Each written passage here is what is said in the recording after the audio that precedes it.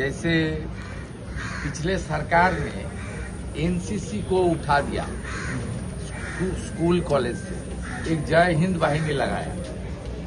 इतना घटिया सोच के देश की एनसीसी से ट्रेंड होने से एक डिसिप्लिन, एक राष्ट्रभक्त अपने स्टूडेंट लाइफ से बनने का मौका मिलता है।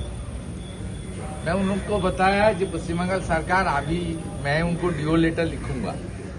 उन्होंने बताया एक प्रोटोकॉल होता है, वो उसके अंदर स्कूल कॉलेज अप्लाई करेगा और आप भी रक्षा मंत्री को लिखिए एनसीसी को और भी कॉलेज स्कूल में एक्सपेंड करने का काम। मैं उनका साथ बात कर, उन्होंने बहुत सुनकर प्रसन्न हुआ। पुलिस, फायर ब्रिगेड, फॉरेस्ट और हमारी सिविल डिफेंस में हम लोग अग्निवीर के लिए 20% रिजर्वेशन कर दिया। जो हमारी अग्निवीर है, हमारी जो एक सर्विसमैन है, सैनिक बोर्ड का साथ भी काम हम लोग शुरू कर दिया। सितंबर में डिजास्टर मैनेजमेंट का एक नया ग्रुप आ रहा है, सैनिक बोर्ड का साथ हम लोग का कुछ लोग लिया है। हम 200 का एक छोटा टीम शुरू कर रहा है हम लोग। उसका नाम भी हम लोग दे दिया है अर्जुन वाहिनी। वो भी काम शुरू करेगा। और बाकी डिफेंस सेक्टर में कुछ बड़ा मैन्युफैक्चरिंग यूनिट आएगा तो जमीन के लिए कोई दिक्कत नहीं होगा। State government are ready to rendering there both hand. ये बात मैं उनको बताया। आने वाला दिन में उनका आशीर्वाद से, मोदी जी का मार्गदर्शन में हम लोग बंगाल को खड़ा करने का काम करेंगे। এটা পশ্চিমবঙ্গের পক্ষে একটা শুভ দিন, কারণ এর সঙ্গে এখানকার ইকোনমি, এখানে স্কিল্ড এবং আনস্কিল্ড কাজের অনেক সুযোগ হবে, ইনফ্রাস্ট্রাকচার বাড়বে। আর আগামী দিনে আমরা একসঙ্গে কাজ করতে পারবো। যাদবপুর আমাদের গার্ডেন ডিস শিপ বিল্ডার একটা অত্যন্ত সাউন্ড অর্গানাইজেশন, এরা অনেক কাজ করছে। বিশেষ করে আমাদের আত্মনির্ভর ভারত, কারণ আমরা তো পশ্চিমবঙ্গ হয়ে গেছিলাম নির্ভরশীল পশ্চিমবঙ্গ, এখনো বেরিয়ে আসতে পারিনি, ভাতা নির্ভর হয়ে গেছিলাম। আর মোদিজির নেতৃত্বে, রাজনাথ সিংজি, অমিত শাহজির নেতৃত্বে ভারত হচ্ছে আত্মনির্ভর। সেটা আমরা অপারেশন সিন্দুরে দেখেছি। লখনৌ থেকে আর্মির যে তৈরি করা ব্রহ্মস কিভাবে পপুলার হয়েছে, কিভাবে বিদেশি শক্তিকে চুরচুর করে দিয়েছে, ভেঙে তছনছ করে দিয়েছে।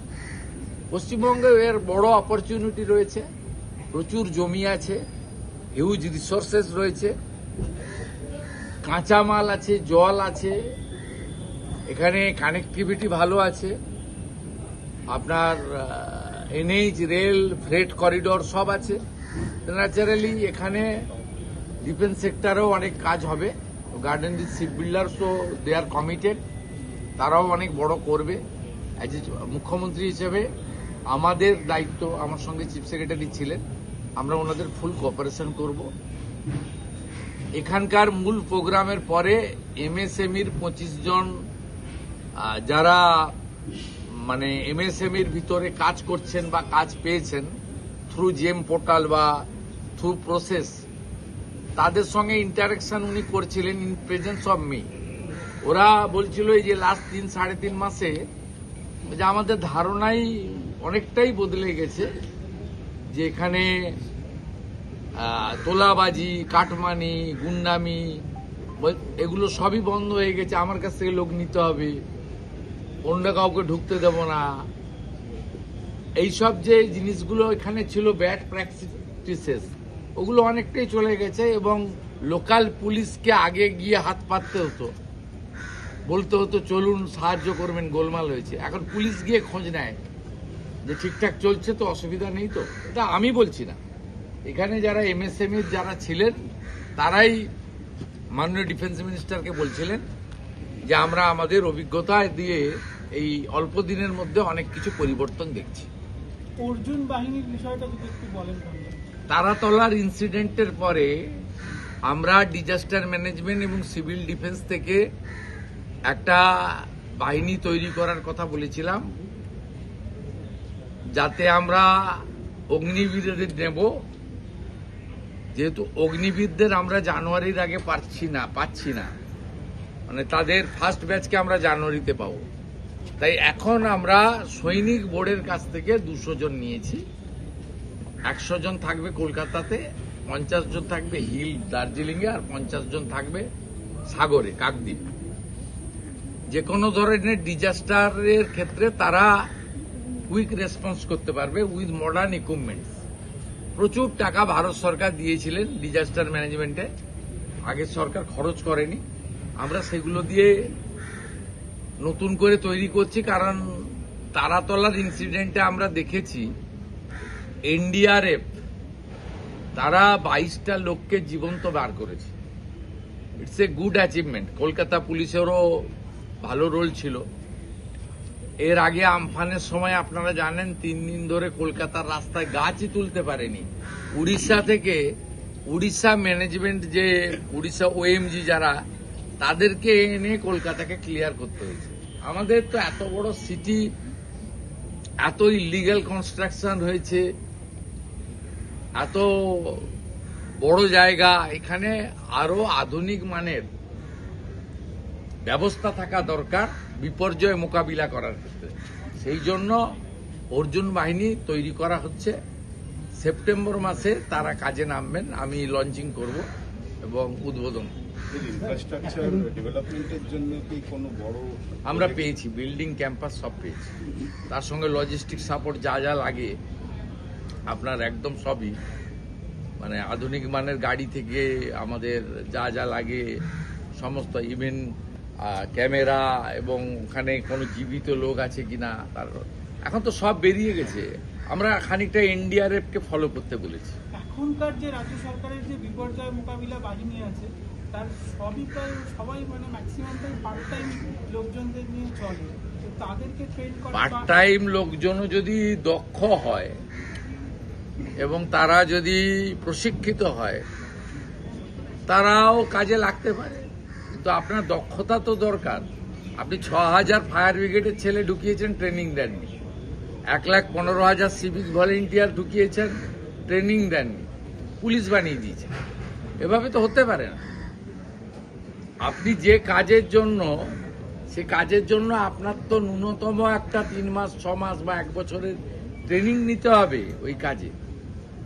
আপনি যদি সাঁতার না জানেন, সাঁতার শেখাতে হবে। তো তাহলে বলা যায় যে এনডিআরএফ এর আদলে এদেরকে ট্রেন করা হবে। এরা ট্রেন্ড না, সৈনিক বোর্ড থেকে যারা আসছে ট্রেন ফর ডিজাস্টার ম্যানেজমেন্ট। হ্যাঁ, ওদের কাছ থেকে নিচ্ছি তো আমরা। নিউ রিক্রুটমেন্ট নয়, আপাতত রাজ্য সৈনিক বোর্ড থেকে নেওয়া হচ্ছে, যারা আর্মিতে কাজ করে এসেছেন সদ্য। আর জানুয়ারি মাস থেকে অগ্নিবীরদের নিয়ে নেওয়া হবে, ফার্স্ট ব্যাচকেই পেয়ে যাবো আমরা। আর আমাদের পুলিশ সহ ফায়ার ব্রিগেড, ফরেস্ট, ডিজাস্টার ম্যানেজমেন্টে আমরা 20% অগ্নিবীরদের প্রেফারেন্स देवो रिक्रूटमेंट में। सेंट्रल गवर्नमेंट का हर कार्यक्रम में स्टेट का चीफ मिनिस्टर और चीफ सेक्रेटरी का बुलाने का मैंडेटरी भी है, प्रैक्टिस भी है। मोदी जी फॉलो करता है, मोदी जी का सरकार फॉलो करता है, पिछले सरकार फॉलो नहीं किया। স্যার, আগে কি আমন্ত্রণ দিয়েছিল, ওনারা কি আসেননি এমন বিষয়? আমি জানবো কি করে? আমি তো এলওপি ছিলাম, লিডার অফ অপোজিশন ছিলাম। আমি জানবো কি করে? কাছেই বাড়িও না, চলে যান দেখ। जी सर, आप यहाँ पर निवेश लाने का बहुत प्रयास कर रहे हैं। आपका प्रयास है कि बंगाल निवेश में चाहिए ना। 1 करोड़ यंग लड़का बाहर चला गया है, माइग्रेंट लेबर्स। जी वो काम कर रहा है हैदराबाद में, चेन्नई में, सूरत में, पुणे में। उसको तो यहाँ वापस लाने का जिम्मेदारी ये सरकार का है।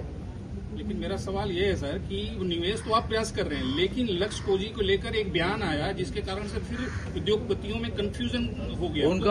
उनका उत्तर इंडस्ट्री सेक्रेटरी दे दिया। আচ্ছা, এই যে এরকম প্রতিরক্ষা সরঞ্জাম, প্রতিরক্ষা কেন্দ্রের জাহাজ, বাণিজ্যিক জাহাজ ছাড়াও পরিবেশ বান্ধব জাহাজ তৈরি হবে। তো এই 5টা প্রকল্প থেকে কর্মসংস্থানে বা অন্যান্য ক্ষেত্রে কিরকম ধরনের সুবিধা হতে একটা পারে? প্রেজেন্টেশন দিয়েছে গার্ডেন রিচ শিপ বিল্ডার্স, তাতে সব দেওয়া আছে। ইনভেস্টমেন্ট কত দিনের মধ্যে তৈরি হবে এবং এখানে কি হবে। সবচেয়ে বড় কথা হচ্ছে এখানে